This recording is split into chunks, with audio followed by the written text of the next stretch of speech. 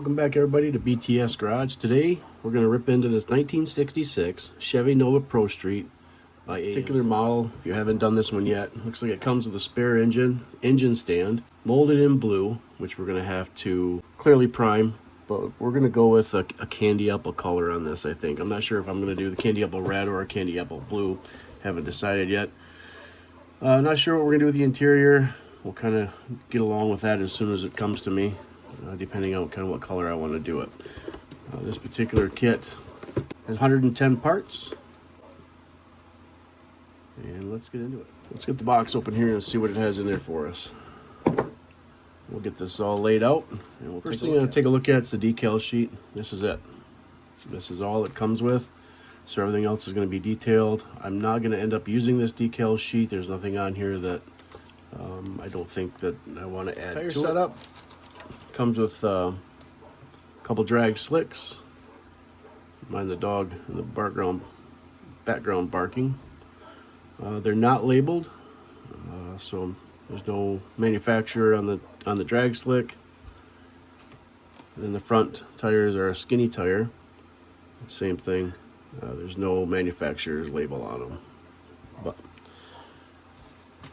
the instruction sheet seems pretty typical of the AMT, fold out. But the instructions seem pretty clear. And no real mystery with the body and the frame on this particular kit. I noticed some kind of grease spot or blemish right here. That will have to be sanded off. Some scratches. They're not deep, but they're in it. And then where they separated it from the mold, there's some pretty aggressive marks there. So we'll have to sand that with some fine sandpaper. We'll get that frame. It's pretty open, tubbed out. I might even kind of touch and clean that up just a little bit. Out of the regular, now this kit does come with a spare engine stand. And I don't know if you have your choice of engine that you want to place in. I haven't read the instructions that far to get that far into it, and we'll see as that goes. But this engine, and I'm assuming it's for the engine stand, is it's got an open bottom. The rods, crank. It's got the heads. You can see down into the pistons. You can see on the head the rockers. Everything is molded in blue. So this is going to take some creativity in deciding which way we're going with all this, and what color I want things and how they're going to be painted, whether I'm going to put them on the frame first and then paint, or if I'm going to have to paint before I put them on the frame. So lots of decisions to make here for that process. You got your headers, another motor, and then the floor pan, deck lid. You have your seats are two-part. Looks like you have a back seat and door frames. We're gonna get started. We're gonna get started with the engine like I normally do. It looks like I looked through the instructions, and there's one full motor, and then the motor with all the highlights and details actually connect to the engine stand. So this will be for a diorama. I may hold off on this one for a while because I really want to get into the actual build, and so we'll decide what we're going to do with that later. Maybe I'll even make that a separate video, just building that engine. So I went ahead and I pulled off the initial parts that wants to start with, and this model has a lot of slag on there, a lot of flashing. So we're gonna have to go through, clean this up, get all the roughness out of it. But even the transmission has some nice detail to it. I was looking at the engine here, and I kind of considered doing it the same as the body color.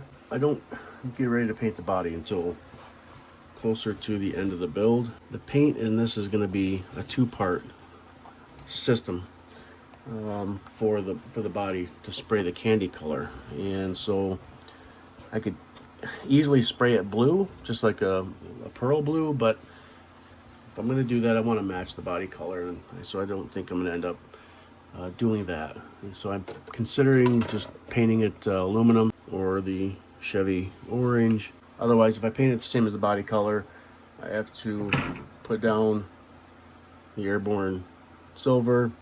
I have to mix up the autoborne sealer and a Candy 2.0 marine, kind of a batch to make just for the engine if I'm not ready to paint the body yet.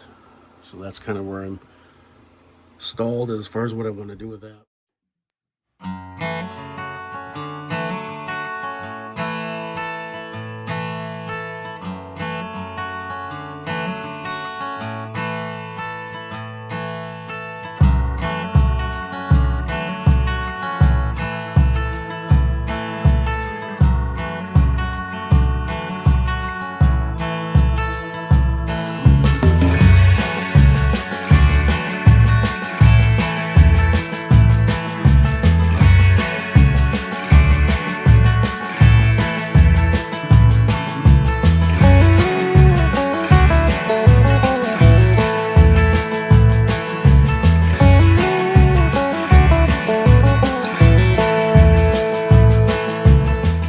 Looking at this intake manifold, it has 2 pegs. There's only one on the top of the block here. So what I usually like to do is I try and put the intake on so I can line up the heads so that don't make an error and the heads are too close and the intake doesn't want to sit tight down on the head. And so I'm not running into that issue because something doesn't seem right. It's going to take some cutting and filing to get that to stick on there. All right, I'm not ready to put that on anyway. I like to test fit that as I'm gluing, because then I can move the heads around if I need to while they're still able to be slid. So trying to clean this up a little bit.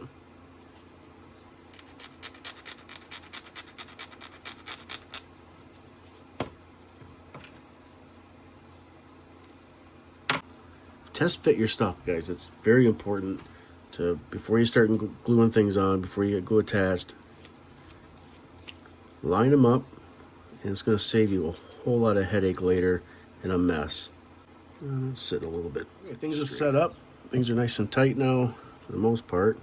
This might be just a little tacky yet, but that's all right. We can go ahead and get into some paint. Decided to go with a silver, flat silver for the block. We'll do the block, the heads in flat silver, and then we'll paint the oil pan in gloss blue, gloss dark blue, and then we'll paint the transmission in aluminum. Likewise, we will do the pulleys in aluminum. I decided I'm going to take this opportunity while the engine's still drying and carburetors are going to take a little bit to dry. I'm going to go ahead and paint these gold. With these metallics, like this gold is really super thin, and you want to make sure you shake those up extremely well, because the pigment likes to settle to the bottom of the can, and so it takes some aggressive shaking to get that back up to where it needs to be. All right, that's set time to tack off good. I don't use this blue a lot. It shows.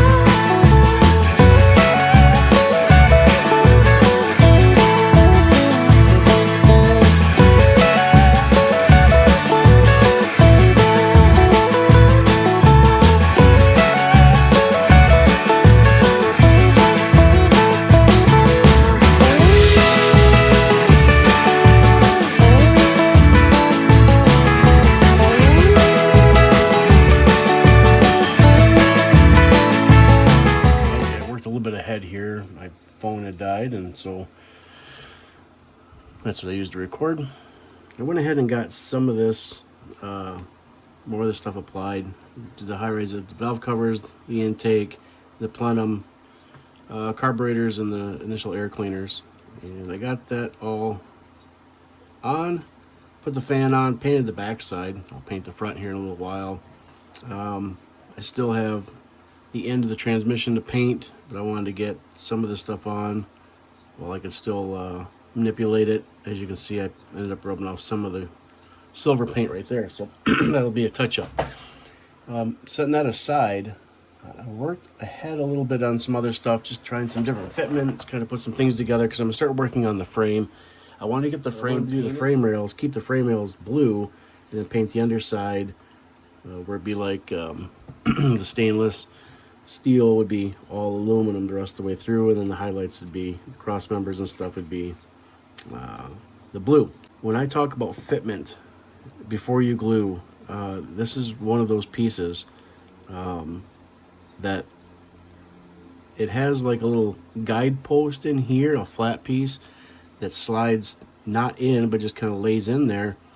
But if you rotate this over, you'll look, there's a gap in between this whole rear differential cover, backside of the axle. And so, you know, make sure you're fitting your parts, make sure you're lining everything up when you get those glue in. Some guys use super glue, some guys use modeling glue, whatever your poison is or whatever you like to use.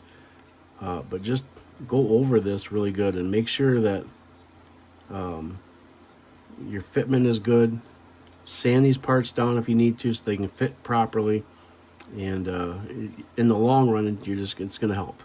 I'm thinking that side probably goes down anyway, so you're not going to see it. At least I hope. Something in this fashion, but I don't know. It may go this way. I'm not 100% sure. I gotta look closer at the instructions and see what else needs to be put underneath there before I get too far. So what I have decided to do, I'm just going to go ahead and paint the bottom aluminum as well.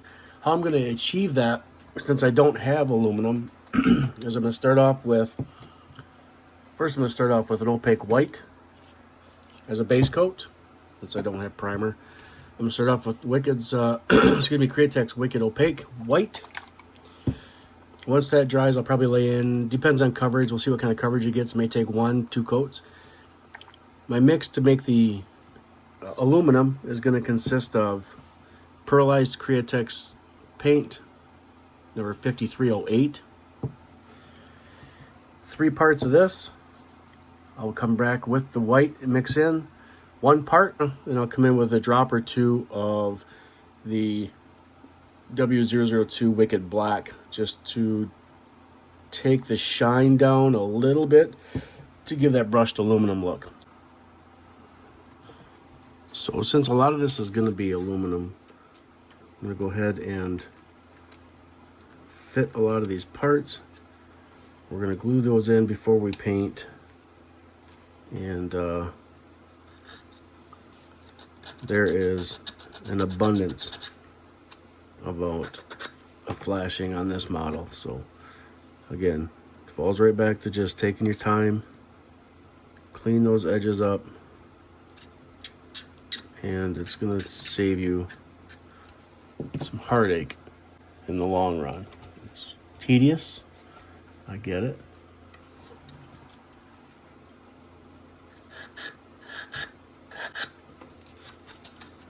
Basically, it's asking for the firewall.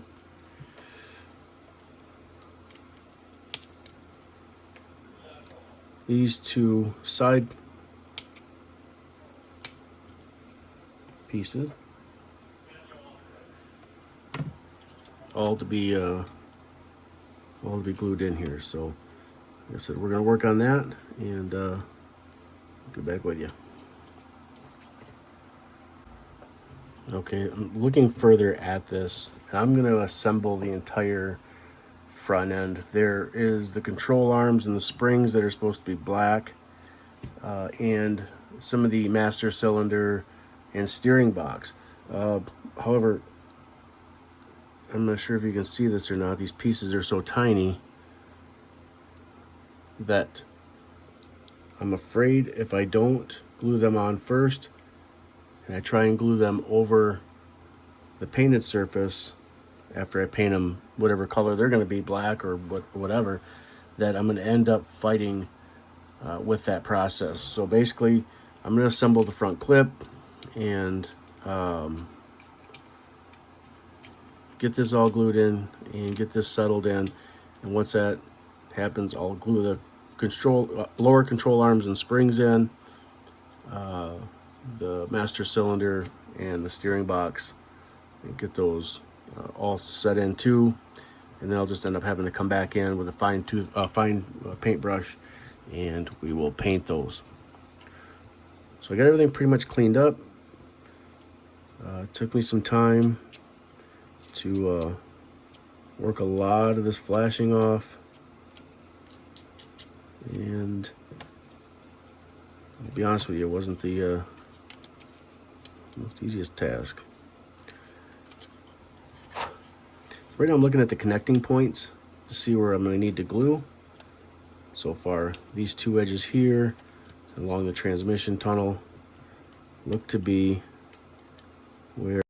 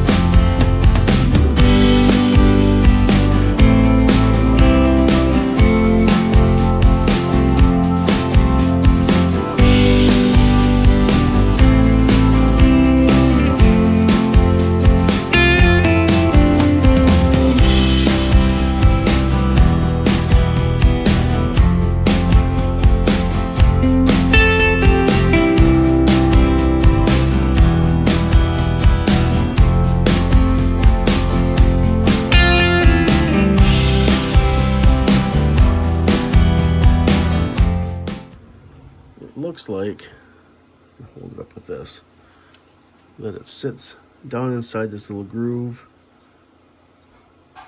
like so. This piece fits down in here. If that's the case, there's this little flat edge.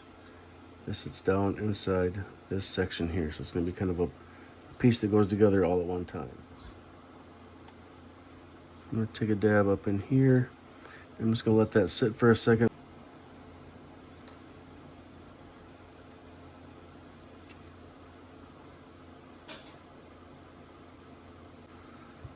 I went through and I've identified all the parts that need to be aluminum colors, so we're going to base coat all these in white. The seats are going to remain white. The dashboard is going to remain white. Other than that, the core support, radiator, shroud, everything else is going to be aluminum colored. So I'm going to get ready to mix that paint up.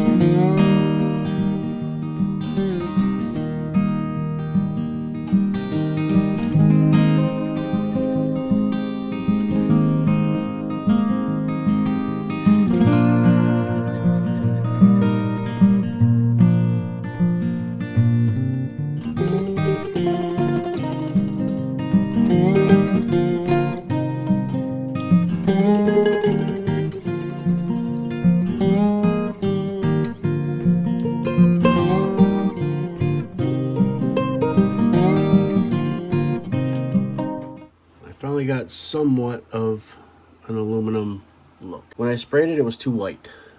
I let it sit and dry for a little while and it stayed pretty white. And so I added some more silver, a couple more drops of black, sprayed that, it turned gray, like a flat gray. And then decided, well, I'm gonna give her one more shot here before I just say the heck with it and paint it black. I went with just straight pearl silver, reduced, pretty thin, almost transparent, and I laid one coat of that over top of everything, and that, I think, did it. All right, so we got this, it's all flashed off nice, and I got the more of the brushed aluminum look that I was looking for. You can see where this is white. This is not going to be seen anyway. So I ended up having to take this cross member out because I couldn't get the motor in with that cross member in, so I had to peel it out of there. I did some sanding. This spot is still there. It's part of the mold. I'm hoping that I can get that cleared up. Went through and I opened up my panel lines a little bit more, sanded off all the extra slag, all the flashing that was sticking through the windshield. This in the hood with this borne sealer. This is water-based. It's from Createx. We reduced this down 10% per volume. It says it's a 6013 silver clear. This is going to provide the metallic flake for the base coat. You can kind of see it spilled right there. So I got to get this shooken up good. And then once I get that on, I've got a design picked out in my head. The bottom of the car is going to be candy apple blue or candy marine. The top is going to be candy apple red. And then we're going to make a design in here with the silver, some cutout. And so this blue will end up you'll see it when it comes along, but that's what we're going to go with it. Let's put some color on this thing. I can't wait. Currently I've got it reduced at 10%. I don't have it stirred up, but you can see the flake metallic in that. You got to reconstitute that, get that blended in really good. Let that sit up for a little bit, probably 5 minutes or so, to make sure the sealer and the reducer have completely blended. We're going to spray that through the Mobius 0.5 TG. Because of the flake, I want to get it out of the gun past the needle. So we'll get this loaded up with the paint, and we'll start the application process, and bring you back for that.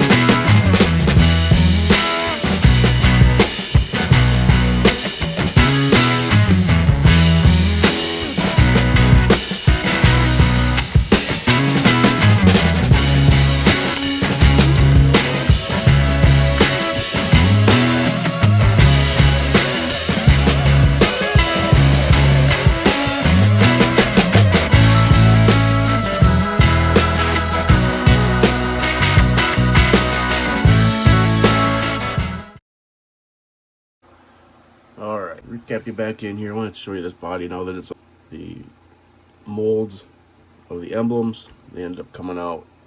Thought they were going to bridge a little bit because it was a little thick on this side actually, but it shrunk back in and kept that. You can see this Super Sport symbol there. It's nice and clear. So I got the silver sealer laid in. Excellent coverage with it, and I'll tell you what, this stuff has got some metallic flake. You are definitely going to want to make sure you're wearing a respirator or at least some type of N95 mask or something like that. There was so much flake flying out. This was almost like spraying flake from a flake gun with a little bit of liquid to hold it in, because my paint booth is covered in metallic flake. My t-shirt that I was wearing was covered in little pieces that look like glitter, but man, did this lay some flake down. So finish taping this off. So again, this is all blue. This blue, this red's gonna dip down inside. So when I get ready to paint the red, I'll peel this top layer off, I'll peel this one down, and then I can tape along here, and along here, and along here. All right, this is our products that we're gonna use. This is the 4050 gloss from Createx. This is our inner coat. This is what we're gonna use for this. This is just a pigment. You can't spray this direct. This is the 4655 marine blue. This is gonna be a candy blue over top of that metallic. This is the vessel for the pigment. This is what we're actually spraying down, and this is what's coloring it. So you need these two here real quick. I've got my color mixed up, and I went with 4 grams of the 4050. It's a 1-to-1 ratio, so I have 4 grams of the Candy 2-wool marine blue. I then added 10%, so about 0.8 grams, almost 0.9, of reducer, the 4021. Good hang time on the sides. So this is going to be my mix. I'm going to get this into my cup. I'm going to be using the Gallery Mobius TG 0.5 needle fan tip. I did let that sit for about 5 to 10 minutes. I'm going to turn that pressure up just a little bit more. I'm going to start out at 25. I'm actually going to go up to 30 because my fan is a little heavy on one side. Good, let's get right in here and get some color down. Now, these are going to be several medium coat passes. I don't want to lay it in too thick because I don't want the colors to run. And so, 75% coverage.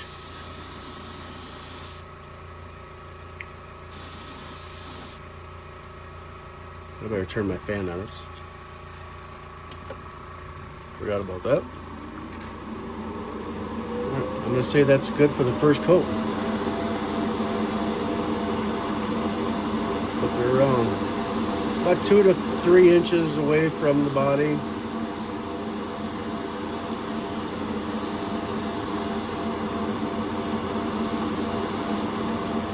Alright, we're going to let that flash off for about 5 to 10 minutes. We'll be back with you. Okay, 5 minutes have lapsed. Actually 6 minutes or so.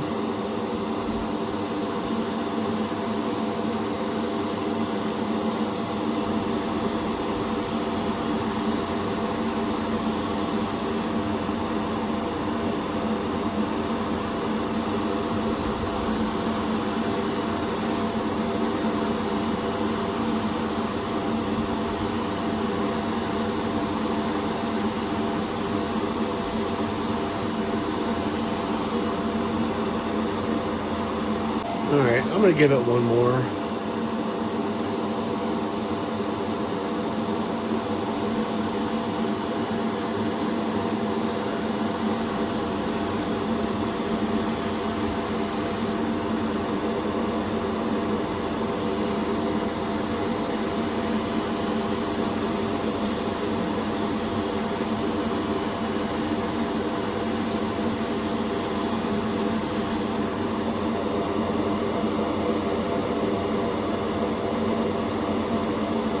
Yep, that was the coat. Let's get the fan on.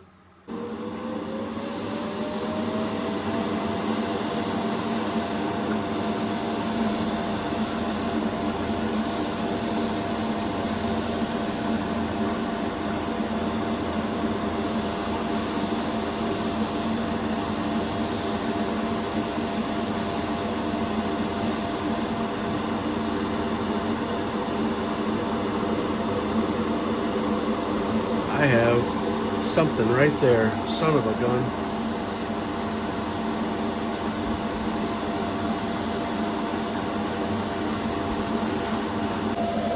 All right, I ended up putting I don't know what I had on the top of the car. I don't know if it was maybe some remnants of the tape was stuck there, but that popped out like a sore thumb, right? So I thinned it out and was able to wipe it off and shot a little spray on it.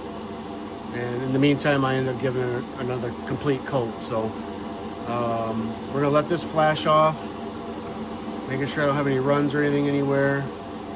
And once this dries up, probably about 5 minutes or so, we're gonna lay another coat on it and see where we're at with the color. All right, we're gonna come in for a quick reveal. I've laid in all the coats. The blood red has come out. It laid down a little bit thicker than I anticipated it was going to. My standoff was about 4 to 5 inches, and it's still, because it's so thin, it comes out pretty quick. The silver laid in pretty nice. I had a couple spots that kind of bled through. I kind of just touched them up a little bit the best I could, and it bled through here, but I was actually able to take a little bit of reducer and it wiped right off. So I didn't have a stencil to go with. I kind of went with my eye. This side, I think the decals on the detail on the silver is a little bit better on this side. This side's a little bit, came out just a little bit fatter on the back side here. So first time ever spraying Candy 2.0. Okay, it's been a good hour since I've finished painting, and what we need to do now is put on what's called a bleed checker. The Candy 2.0, if you just try and spray the gloss clear over the top, those colors will bleed, so it end up either bleeding into the other colors or turning cloudy because it'll saturate up into the 4053 high gloss. So what we're going to use is this 4040 bleed checker.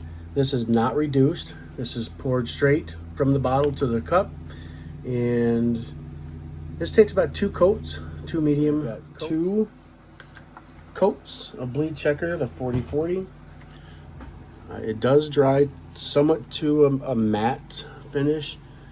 After this dries, this has got to dry probably yet for another at least 3 hours. I want to make sure everything on here is completely flashed off 100%. Well, I worked ahead a little bit on some of this. It was getting kind of late at night, and my battery was dead on my phone, so I thought, you know, I'm just going to do a couple things, and then a couple things turned into a couple more things, and a couple more things, and about an hour later I realized I didn't record anything, and kind of jumped ahead a little bit. So the body is completely fully dried. It's been cured now for 24 hours, and there's a couple things I noticed. If I get really in close, you can kind of see some peppering a little bit. And the top, well, it looks good, you know, good from afar, but far from good. If I bring it in really close, it looks like it's kind of mottled a little bit. That's the proper terminology. And the deck lid turned out okay, except I don't know if this is dust bumps or if it's something I did when I was spraying, and maybe the clear coat wasn't thin enough. So I have some questions I'm pondering to myself, and a couple things that I've learned. And again, this is the first time I've ever sprayed Candy colors, Candy 2.0s, and I think what happened is my silver has a really high concentrated flake in it. And it, like I said before, it was so flaky that my shirt had flakes, and on my airbrush booth is just covered in metallic flake, that I think because it was so thick that the paint soaked into some of that metallic flake. The same thing up in here, like it pooled almost on some of that thicker flake. So here's my question to you, viewers that have sprayed Candy 2.0. Did you clear coat after you put the silver down, obviously as your base? Did you clear coat over that? And doing some research, did some Google AI, you know, searching, and whether that's true or not, it pulls a lot of information off Reddit. Was that I should have, after I put my silver sealer down, sprayed a coat of 4050 UV clear over the top, wet sanded that to smooth, and then put my candy color over top of that. So my concern there is this candy going to emphasize any scratches from the sandpaper that I use? Obviously, I'll use, you know, 2000 grit, 3000, whatever, to get that smooth, so that the candy wouldn't pool into the drier spots or get sucked into the heavier areas of the silver flake. Is it a paint issue? Is it a technique issue? Maybe some input on that if you guys have it. Outside of that, the interior, the dashboard, with the white dashboard to match the seats, hand painted dark blue testers, in these spots and used my chrome pen. I used flat black to paint inside the gauge cluster, and then used my chrome pen to highlight those sections in chrome. Take a look at the hood for the car. Hood came out pretty decent. The frame, I just painted the frame connections blue, and then the next step in the shocks. The next step is to get the motor in. I had the transmission mount glued in already, and ended up having to tear it out because the engine won't go in if you glue that piece in first. So I had to easily try and cut and peel and rip, and finally ripped it off there without damaging it. So our next step is to get the engine in place, start the assembly process.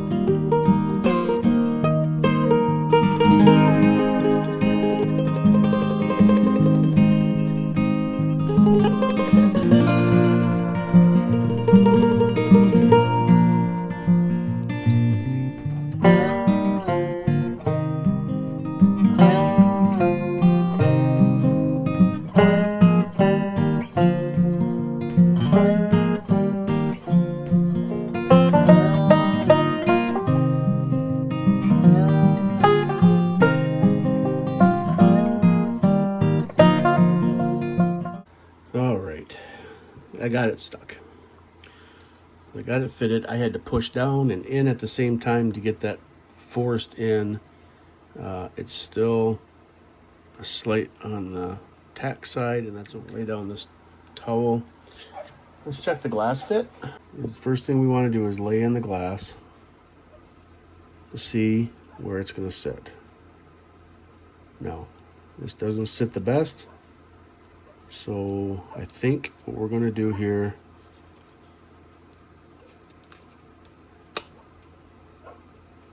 is set it in and then glue it in its in position so that the glue doesn't chase up the window. All right, the front glass,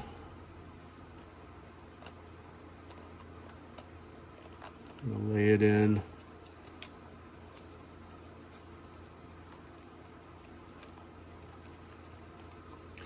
I don't think I'm going to use the side glass. It does cover up the side windows good. I wonder if I was to lay some of that glue maker on the outside of that, if that would fill in the etch from where that glue rose up in there. What's it going to hurt at this point?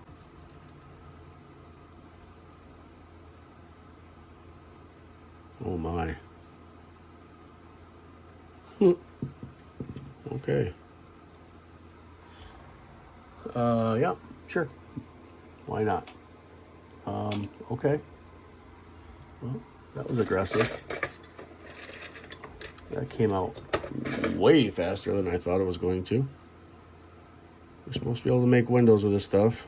Obviously, I applied way too much of the window maker. But look, it dries clear. and I'm hoping it levels out a little bit more than it did. Kind of worked. That was marred up because of the with the cement glue, and it kind of covered that up a little bit, so it's not as bad. Okay, front window's in. That's nice and secure. Rear window's in. She's secure. While everything is kind of in its drying process, I decided that while I'm sitting at the table, I might as well get the tire set. So on the back, obviously, the chrome covering surrounds the entire wheel. This needs to actually glue to the back side of these, right? So, or this size, for this size rim. Anyway, so what I'm doing is I'm scraping the back sides. I just run it along my emery board.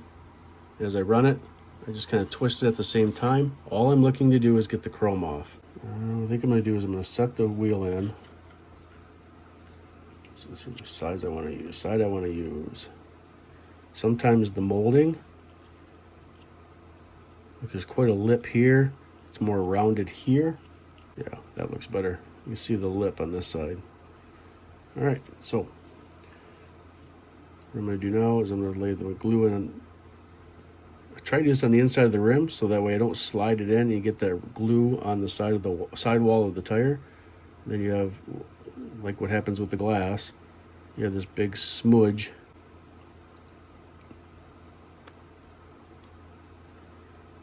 All right. You know what? It's popping out. I did this trick before. Let's see if it works with these.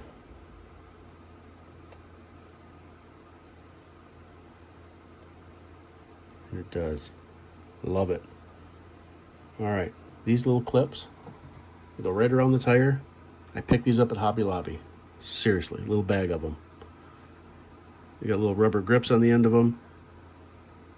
On the center cap to the center cap, and it smashes it together. I used them on another model that I did, and it worked fabulous. Well, let's do some assembly, shall we? Brought in the tires. They stuck down good. That clamp system worked really well. They're nice and tight. All right, we're laying in our drive shaft. We're gonna get some glue. We're gonna start off, we're gonna set the shocks in. Okay.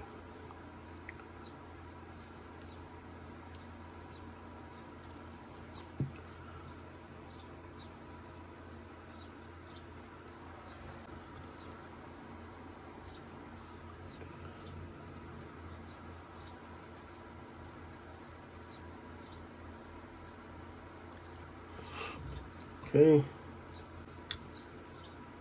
Perfect.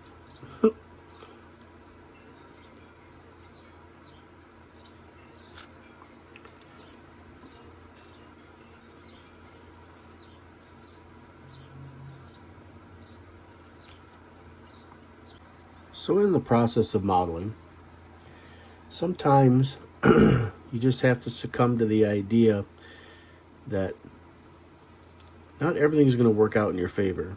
I knew this front end was going to be a struggle, and I didn't realize how much of a struggle I was going to be faced with. It didn't want to stay in this little tiny hole, all right? It's just the tiniest little nub. No amount of the cement was holding it. Same thing with up here. The cement was just not holding this in, or these together, and it's still kind of not. These just kind of rest on top of the posts. There's no guide for them to go in. Here on the front torsion control, I'm assuming it's torsion control or maybe a steering adjustment. These were just haphazard cutouts, and these didn't fit very tight in there as well. Sometimes you just have to do it. You break out the super glue. I got them where I wanted them, super glued them, I held it, and this is what we're doing with the last one. We're holding it. All right, let's talk about more issues. If it doesn't get any better than this, so this is directly off the sprue tree. You know, I just painted it and I glued it into the rim. There's no backing plates, there's nothing. And so this is the axle rod, goes through here, right? And that's explained to me how that's supposed to stay on, because there's no hole in the rim, and it doesn't go far enough. And check this one out. This is even better yet. I was able to get the body on the car, and it just so happens that these rear wheels fit in here so tight that it just kind of worked out in my favor. I was able to, once I got the body in, they still wanted to move quite a bit, but now they're pretty much wedged in, and they're not able to have more when we wrap up this little series here of this video. But for now, we're going through the assembly process. I just I glued the headlights in using the window film maker from Testers. I've used that for the window headlights before, and it works out really well. So basically I've gone through, and now I'm trying to fit the grill assembly in, figure out where I needed to scrape the paint from, and I got that ready to go. All right, got the grill set in. Because the glue points were so minute on this, I thought it was going to go up into the bucket, into the headlight buckets, but in fact it didn't. Really the only place it would hold glue is right along the edge here, and right along basically this. I still have to apply the rear bumper. We'll get to that in a second. I just want to check the hood fitment, and yeah, of course, perfect. Yeah, the motor sits back too far, hits here, and doesn't allow the hood to close. Now it fits. This model, well, it doesn't really fit because now the hood sits lower than the fenders. This hood needs to sit right here. Okay, sure. Well, I guess we'll go through in the end of the video and we'll talk about all the issues I have with this particular kit. All right, we're gonna bring you back for a final wrap up of this unit. Not sure how much frustration you're gonna see actually in the video. I may end up cutting some of that out because, well, I'll be honest with you, there was quite a bit. For paint, we'll review. Well, there's one of your problems. For review, Candy Apple, or check that, Candy 2.0 Blue Marine on the bottom, Candy 2.0 Blood Red on the top. The paint went in fine. I used the Airborne Sealer Metallic for the base coat and to tape off my zigzags. During assembly, I found that for the most part, the chassis went together fine. For the most part, didn't have any issues with the differential and the spring pack. The inner side walls of the engine compartment went on fine. The interior went together fine. Went with just a white, went with a brushed aluminum kind of interior, white seats highlighted in the blue accent, steering wheel blue, candy blue with the dashboard, if you can see in there, blue, chromed out. So to be honest with you, the interior went together absolutely great, and probably one of the best pieces of the entire model. Putting the engine in, the instructions tell you to put the transfer or the transmission mount on first, glue that in. Next set of instructions say to slide the motor in. Impossible. You can't put the motor in with the transmission mount in because it won't make the bend to get there. So I had to break that off to get it out to put my motor in. The motor fits in extremely snug, okay? That's not an issue, but when it went in, it goes in crooked.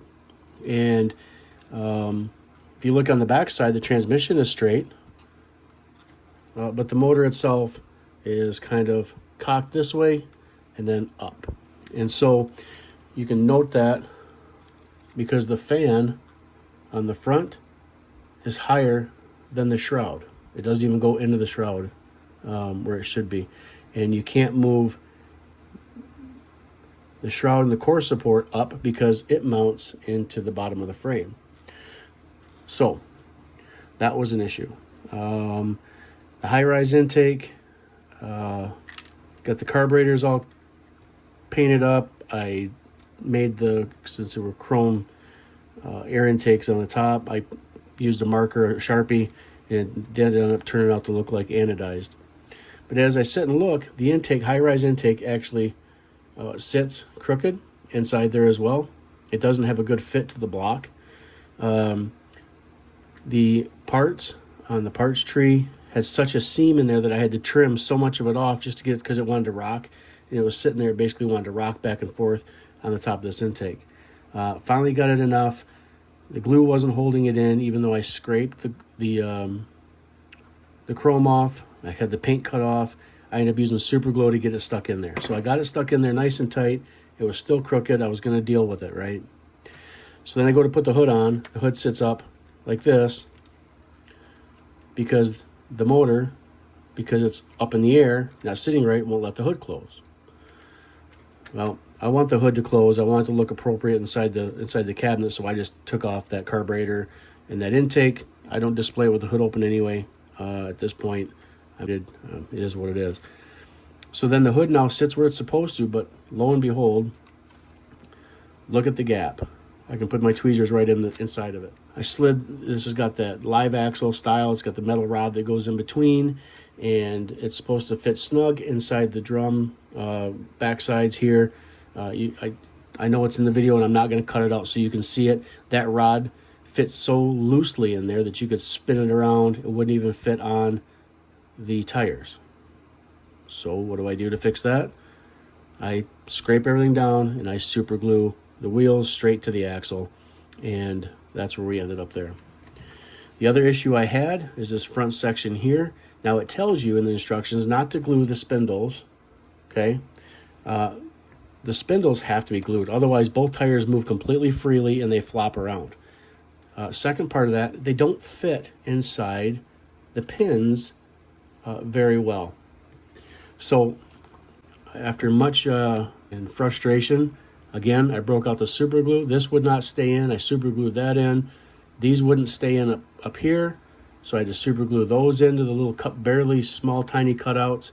Ended up super gluing the spindles to the upper control arms, and then the bottom control arms, they still would barely fit the gap. And so I ended up having to push these in, super glue, and push them in. It also tells you not to glue the spindle to the wheel. Well, the spindles wouldn't fit in the wheels back here. They were so tight that I thought I was going to break them trying to get the back of the wheel hub, or this disc, onto that little pin. And they're supposed to like kind of snap on, or just kind of, there's like an indent and they pop on. Well, there was so much flashing on here that they wouldn't even go in. I had to press them so hard to get them to go in. I thought I was going to break them. So anyway, super glue to hold the spindles in. Finally got them lined up straight, and the super glue dried. It's a win.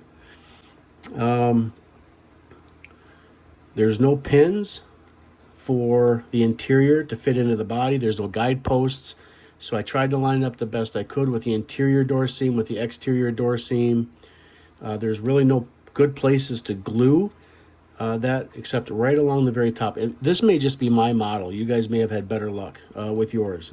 This one was definitely a challenge. This is an old tooling. I don't know. So with that being said, this one's in the books. She's good from afar, but far from good. And with that said, BTS Garage. See ya.